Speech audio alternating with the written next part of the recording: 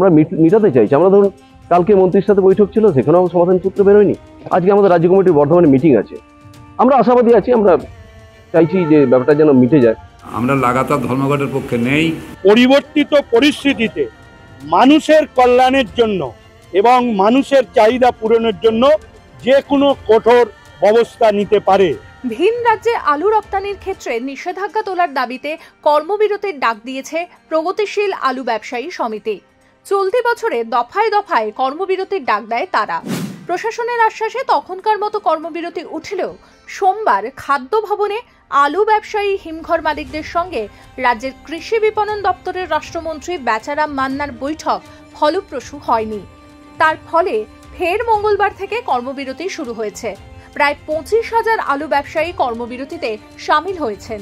সমস্ত হিমঘর বন্ধ আছে। আমাদের রাজ্য কমিটির মিটিংয়ে ঠিক হয়েছে, সরকারের তরফ থেকে সুস্পষ্ট একটা এবং আমাদের সুস্থ ব্যবসার যাতে করা যায় সেরকম একটা নীতি আমাদের আনা দরকার আছে, তবে গিয়ে এটা সমাধান হবে। তাহলে কখনো সরকার বলছেন না বাইরে যাবে, কিছুদিনের জন্য ছাড়ছেন, কখনো আটকে যাচ্ছে। আমাদের ধরুন বাইরে টাকা পয়সা ইত্যাদি লেনদেনের ব্যাপার রয়েছে, এগুলো সবসময় অসুবিধা হয়ে যাচ্ছে। যে কারণে আমরা চাইছি একটা সুস্থ সমাধান এবং সুস্থ নীতি। এই আবহে আশার খবরও শুনিয়েছে সিঙ্গুরের আলু পাইকারি বাজারের ব্যবসায়ীরা। প্রতিবাদে সামিল হলেও বুধবার থেকে বাজার খোলা থাকবে বলে জানান সিঙ্গুর রতনপুর আলু ব্যবসায়ী সমিতির সম্পাদক। আমরা লাগাতার ধর্মঘটের পক্ষে নেই।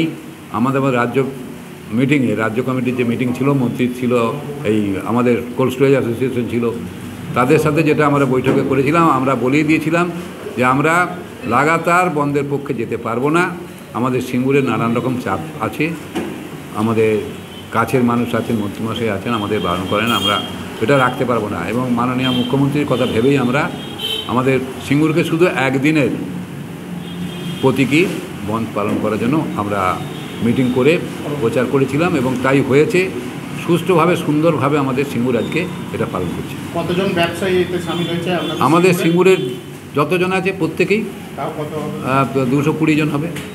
এটা তো মানে রাজ্যের সব থেকে বড় পাইকারি আলুর বাজার। হ্যাঁ, পাইকারি আলুর ব্যবসা এবং আমরা সম্পূর্ণরূপে বন্ধ রেখেছি। কোথায় কোথায় সাপ্লাই হয় এটা? আমাদের তো সাপ্লাই মূলত 2 চব্বিশ পরগনা, উত্তর এবং দক্ষিণ, নদিয়া, হাওড়া আর কলকাতা। আর এই ধর্মঘট ডাকার ফলে দেখা যাচ্ছে বস্তা পিছু দাম 100 টাকা, কোনো জায়গায় 150 টাকা, খুচরো বাজারেও 2 টাকা থেকে 3 টাকা বেড়ে গেছে জানাচ্ছেন ক্রেতা বা খুচরো যারা ব্যবসা করেন। কী বলবেন এটা? দেখুন, এটা ব্যাপার হচ্ছে যে কোনো জিনিসেরই যোগান এবং চাহিদা, তার উপর তো ব্যবসায় যখনই ধর্মঘটের কথা ঘোষণা করেছে তখনই তো যে সকল ব্যবসাদার আছে, যারা ডালাওয়ালা থেকে আরম্ভ করে প্রত্যেকেই, তারা তাদের যেটুকু যা সংরক্ষণ ছিল, যা তার কাছে আছে বা কাল পর্যন্ত যেটা কিনে নিয়ে গেছে, কালকে পর্যন্ত সব জায়গা থেকেই আলু দেওয়া হয়েছে। তো সেইগুলো তারা ধরিয়ে নিয়েছে। এখন 2 দিন 3 দিন 4 দিন হয়তো বন্ধ হয়ে যেতে পারে। তারা আগে থেকেই দামটা একটু 2 টাকা 1 টাকা করে বাড়িয়ে বিক্রি করা শুরু করেছে এবং আমদানি না হলে যেটা হয় সেটাই স্বাভাবিক হচ্ছে যে দাম একটু বৃদ্ধি পাবেই। ইতিমধ্যেই আলুর দাম বাড়তে শুরু করেছে। পাইকারি বাজারে 50 কেজির আলুর বস্তার দাম 100 থেকে 150 টাকা অবধি বৃদ্ধি পেয়েছে বলে দাবি ব্যবসায়ীদের। ফলে খোলা বাজারেও ইতিমধ্যেই 3 টাকা করে বেড়েছে আলুর দাম। কোথাও কেজি প্রতি আলুর দাম 36 টাকা, কোথাও 38 টাকা, কোথাও 40 টাকা। আগে আলু কিনেছিলাম 35 টাকা চন্দ্রমুখী আলু, কিন্তু এখন দেখা যাচ্ছে যে কেউ বলছে 40 টাকা, কেউ বলছে 38 টাকা, কেউ বলছে 36 টাকা। তো এইরকমভাবে মার্কেটের এখন পরিস্থিতি, সেই অনুযায়ী আমি আলু কিনলাম এখানে একটা জায়গায় 36 টাকা করে। হ্যাঁ, তো এই এফেক্টটা কতদিন চলবে জানি না। কালকে রাত্রিবেলায় আমি তো দেখলাম টিভিতে যে আলু স্ট্রাইক হবে, স্টোরেজের স্ট্রাইক হবে। স্টোরের মালিকরা যারা আলু করছে আর ব্যবসা করছে, সেই সব আড়তদারিরা স্টোরে আলু রেখে যাদের বাইরে যেতে পারছে না বলে তারা স্ট্রাইক করবে 4 দিন। হ্যাঁ, আজ থেকে শুরু হয়েছে। তো সেই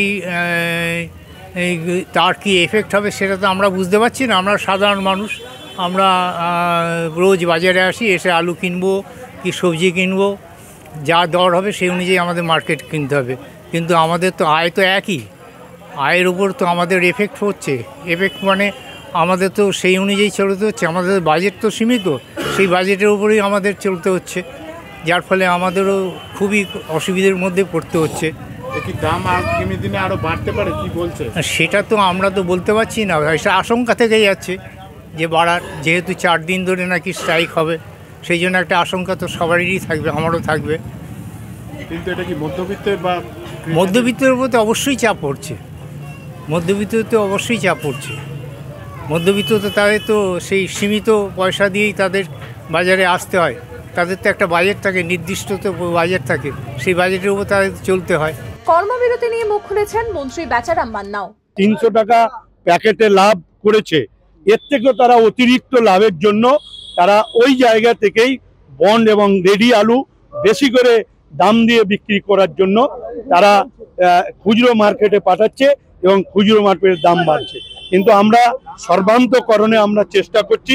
আপনারা জানেন যে সুফল বাংলায়, কলকাতায় সুফল বাংলায় আমরা 26 টাকা করে আলু দিচ্ছি এবং জেলাগুলোতে আমরা 25 টাকা করে দিচ্ছি এবং স্থায়ী অস্থায়ী মিলিয়ে প্রায় 594টি রাজ্যের কাউন্টার থেকে আমরা 26 টাকা এবং গ্রামীণ অঞ্চলের জেলায় 25 টাকা করে আমরা আলু দিচ্ছি। বন্ধের ক্ষেত্রে ওনারা আমরা যে তথ্য ওনাদের কাছে তুলে ধরেছি যে আমাদের রাজ্যের কত খরচ যে এবং কত রয়েছে, এই তথ্যই তারা সহমত পোষণ করেছেন এবং বলেছেন আমরা সরকারের পাশে রয়েছি। আগামীকাল তারা জরুরি মিটিং ডেকে সিদ্ধান্ত নেবে।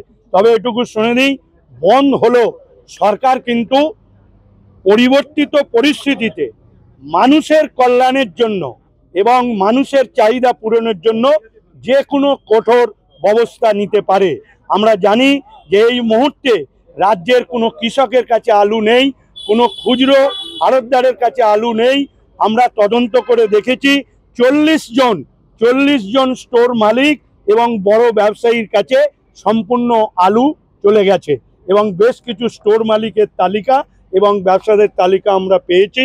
আমরা যেহেতু আজকে সোমবার অফিস খুলেছে, আমরা আজ থেকে আমরা আরও বেশি তদন্ত করা শুরু হয়েছে এবং প্রয়োজনে সরকার কড়া ব্যবস্থা নিতে প্রস্তুত রয়েছে। এই সময় অনলাইন।